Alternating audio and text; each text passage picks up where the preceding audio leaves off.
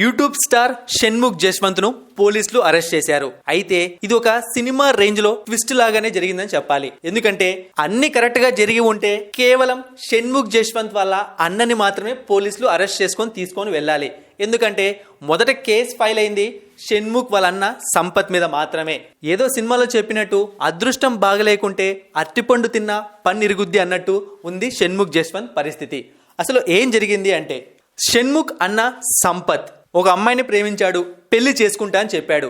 తీరా చూస్తే తనని కాదని ఇంకొకరితో పెళ్లిని ఫిక్స్ చేసుకున్నాడు. దీంతో ఆ అమ్మాయి తనను మోసం చేశాడు అంటూ పోలీసులకు ఫిర్యాదు చేసింది. ఈ కేసులో విచారణ కోసం పోలీసులు షణ్ముఖ్ ఇంటికి వెళ్ళారు.